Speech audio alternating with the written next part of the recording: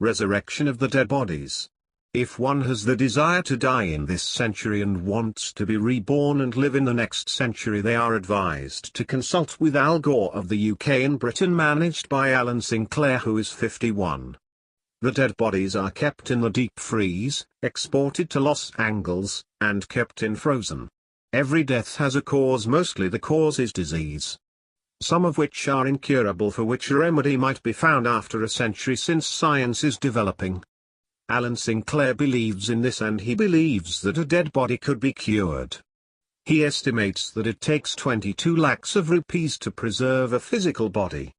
Some doubt his claimed, while 12 have already paid for the deep freeze treatment, and one among the 12 is Sylvia, his wife. She says that her desire is not a pipe dream and it is possible, and she also cites the example of Rip Van Winkle, who slept for years.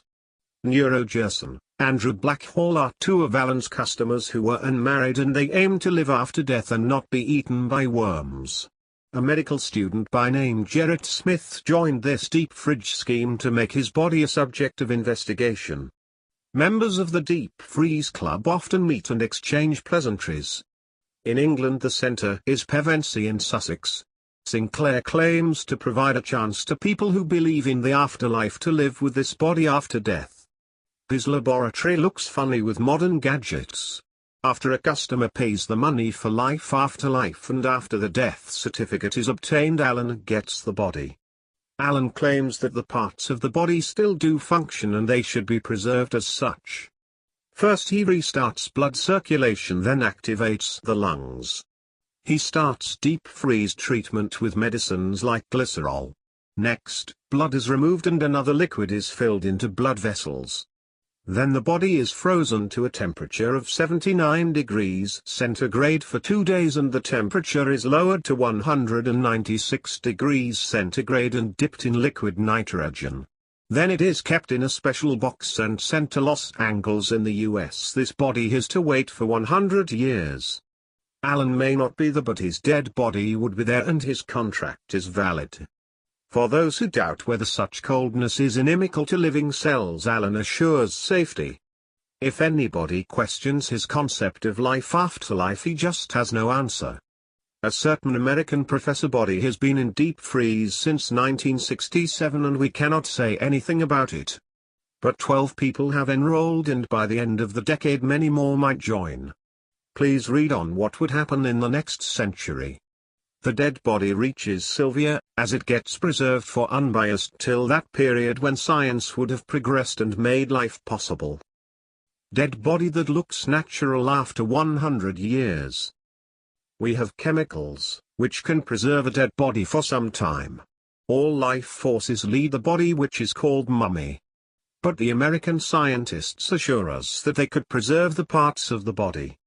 Rocco Ciavello of Australia had a brain tumor that was fatal, but has implicit faith that the science can find a cure and is ready to spend 3 crores of rupees. As per his wishes, the body of Rocco has sent to America. The special nitrogen liquid prevents coagulation of blood. The antifreeze solution is sent into the dead body through surgery and kept in a strong plastic container filled with ice cubes and frozen. Except life, everything remains fresh in this dead body. Scientists who were about to conquer death. Scientists are trying to resurrect the dead. Physical death implies non-functioning of lungs, heart, but nowadays people are trying to resuscitate. Clinical death means the non-functioning of the brain, then only doctors declare it as death. But recent research suggests that nerve cells can be made to function after death, and interest in this field has become double. A. Itakin of the Soviet Institute of General Cytology could make a dead man's brain work and revive the dead nerve cells. The institute director Victor announced that the heart, lungs, and brain circulate blood faster. Do you wish to die? Crank is the answer. It is a cheap medicine and drug dealers are marketing it. It is a hallucinogen. The original name is methamphetamine and it was known by the name speed in the 1960s. The present name is crank and it is an alternative to cocaine. Inhaled in the smoke form, it stirs the brain and the user dies in a short time. People who died of crank were 34 in the second half of 1985, in the first half of 1988 nearly 91 was the causality according to Narcotics and Drug Administration. The statistics are based on figures sent from 24 metropolitan cities in America. The number of users has increased. Dr. George M. Gumayak of Santiago Health Center of the California University informs us that crank increases heartbeat, blood circulation, their anxiety level goes up, proteins are broken and sent to kidneys as a result of which the kidneys stop functioning. American youth between the age of 12 and 18 last year was addicted to the hallucinogen cocaine who were habituated is amounted to 2,23,000. Some want to conquer death while some want to invite death. The conflict is age-old. It baffles psychologists. Psychologists have not been able to define mind. Psychology is as baffling as the mind itself. Some mistakes psychology to be psychiatry. It deals with mental health. The origins of psychology are controversial. In the year 1879 William Wundt started the first psychological laboratory aiming at the study of man's actions in a conscious state. John Watson had new proposals. He propounded an inseparable relation between mind and behavior and it became famous as behaviorism. The example could be fear. If a man pats another on the back it may have so many meanings. Maybe out of love, or of anger, or maybe the characters in the drama demands it.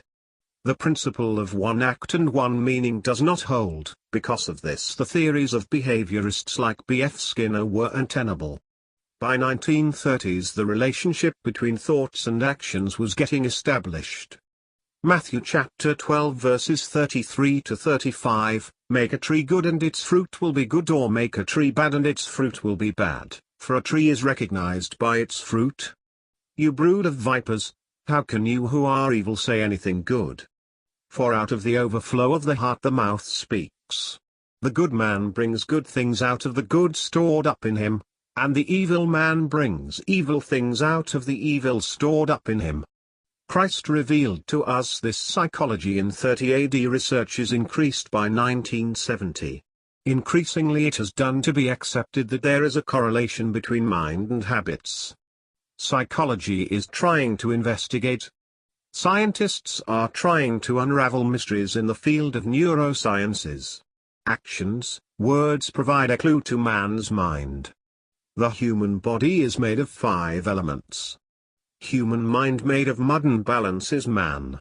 The body is always hedonistic. Desires are supported to be fulfilled in 3 ways. 1. Love of body. It never knows contentment. Till grave the desire lasts. Romans chapter 13 verse 14, rather, clothe yourselves with the Lord Jesus Christ and do not think about how to gratify the desires of the sinful nature.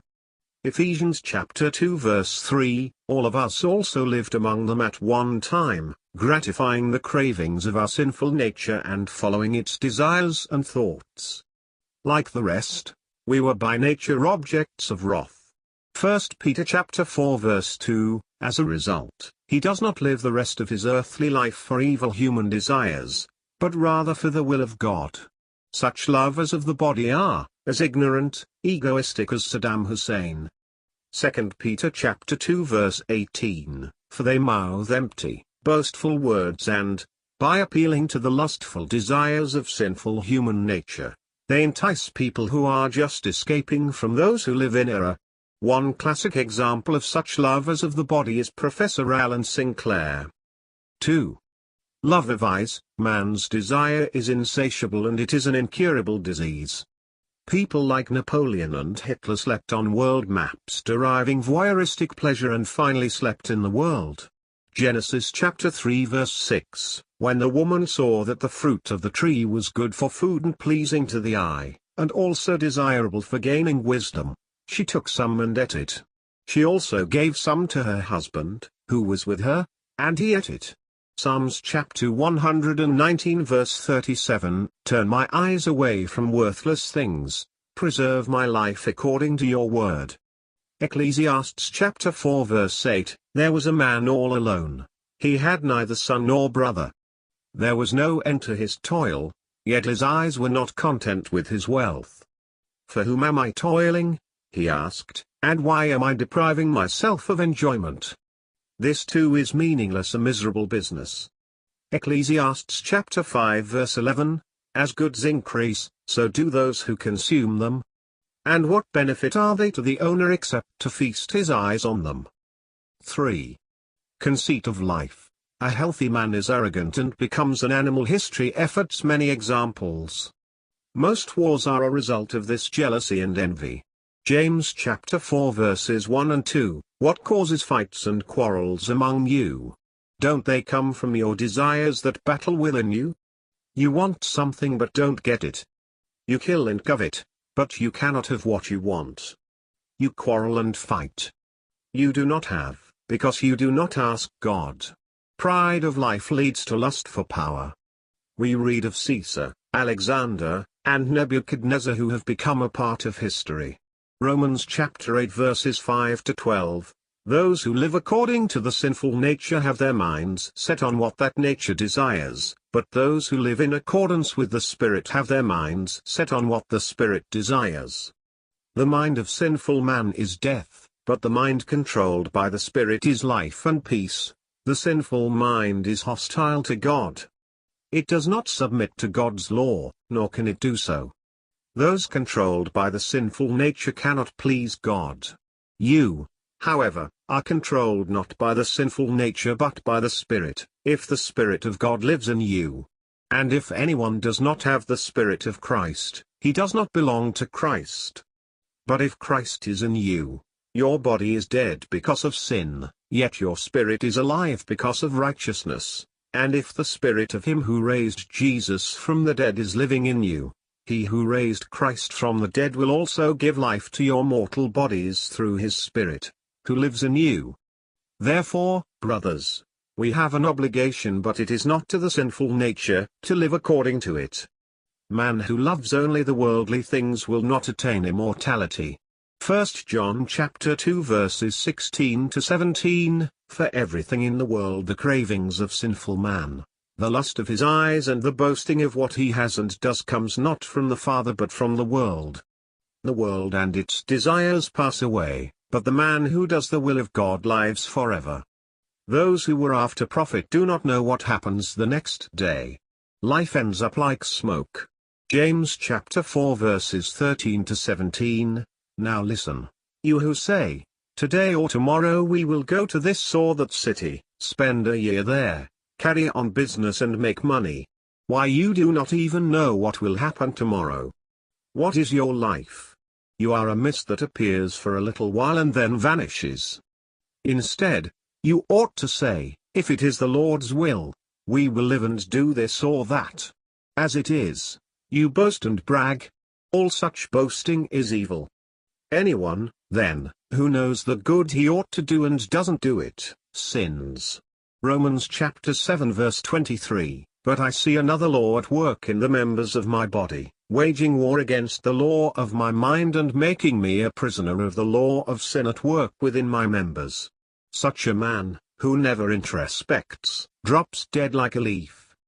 It is funny to hear why some want to live after death. This is because the world is full of evil. 4. Secret of suicides. Suicides are on the increase among youth in rich countries. The reasons are terminal diseases, humiliations, and limitless love. They hate life and prefer to die.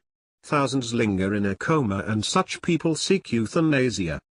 Court grants the right of suicide to a patient. Quebec City, January the 7th. A Quebec court on Monday conceded the request of a female patient for the stoppage of treatment of her terminal disease. Nancy B., a female patient suffering from a pulmonary disease since 2 years earlier, wanted her respiratory to be removed and grant her the boon of death. The Quebec Civil Court grants the patient the right of refusing medical aid. Justice Jules Duffer in his judgment pronounced that her right was violated by attaching respirator to her. She pleaded to her doctor in November that the artificial respirator to be removed. The doctor was apprehensive that it might attack the provisions of the Canadian Criminal Court because it tantamount to aiding suicide. Nancy could remove the respirator regarding the court verdict. Human nature is perplexing. Most seek suicide when their sins pile up. Revelations chapter 9 verse 6. During those days men will seek death, but will not find it. They will long to die, but death will elude them. When Professor Sinclair approaches such people, they would lynch him. Mark chapter 8 verse 36. What good is it for a man to gain the whole world, yet forfeit his soul? Dead cannot be resurrected. Even animal life once lost is lost forever. Science cannot create what does not exist. People like Rocco Schiavello of Australia have no end for the greed of money. Is he a business magnate? Do not near such, lest you will become like him. Ecclesiastes chapter 4 verse 8, There was a man all alone. He had neither son nor brother. There was no end to his toil, yet his eyes were not content with his wealth. For whom am I toiling? He asked, and why am I depriving myself of enjoyment? This too is meaningless, a miserable business. Ecclesiastes chapter 5 verses 10 to 12, Whoever loves money never has money enough. Whoever loves wealth is never satisfied with his income. This too is meaningless. As goods increase, so do those who consume them. And what benefit are they to the owner except to feast his eyes on them? The sleep of a laborer is sweet, whether he eats little or much, but the abundance of a rich man permits him no sleep. God alone has the power of life. God alone grants life, and he has been doing it for ages.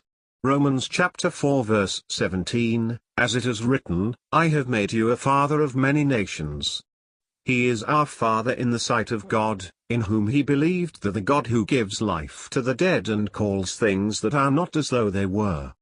The urge of life is from the beginning. The Corinthians of Greece in AD 59 questioned how the dead could be resurrected. What body do they take on? God gave them a fitting reply. 1 Corinthians chapter 15 verses 35 to 38, But someone may ask, how are the dead raised? With what kind of body will they come? How foolish! What you sow does not come to life unless it dies. When you sow, you do not plant the body that will be, but just a seed, perhaps of wheat or of something else. But God gives it a body as he has determined, and to each kind of seed, he gives its own body. 1 Corinthians chapter 15 verses 20 to 23. But Christ has indeed been raised from the dead, the first fruits of those who have fallen asleep. For since death came through a man, the resurrection of the dead comes also through a man. For as in Adam all die, so in Christ, all will be made alive. But each in his own turn, Christ, the first fruits, then, when he comes, those who belong to him. Dear readers, science cannot resurrect life while the gullible people are getting cheated in the name of science. Science, which should better human life, has become an instrument of threat. Time alone will prove. I give below an example. Enida 16. 12. 1989. Andrei Sakharov dead. Moscow December 15. Andrei Sakharov, the creator of Soviet hydrogen bomb, Nobel laureate for peace, died yesterday in the early hours. It is disputable whether a man who invented hydrogen bomb should be given a peace prize. Acid rains are the order of the day in Russia, thanks to Chernobyl atomic power station. Is the peace prize for a mass killer? Can you believe that it is for the destruction of today's world? Dear believers, if you believe in soul, you should shed the carnal desires. 1 Peter chapter 2 verse 11, Dear friends, I urge you, as aliens and strangers in the world, to abstain from sinful desires, which war against your soul. 1 Peter chapter 4 verse 2, As a result, he does not live the rest of his earthly life for evil human desires, but rather for the will of God.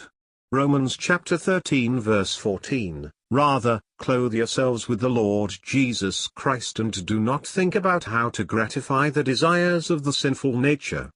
2 Peter chapter 2 verse 18, For they mouth empty, boastful words and, By appealing to the lustful desires of sinful human nature,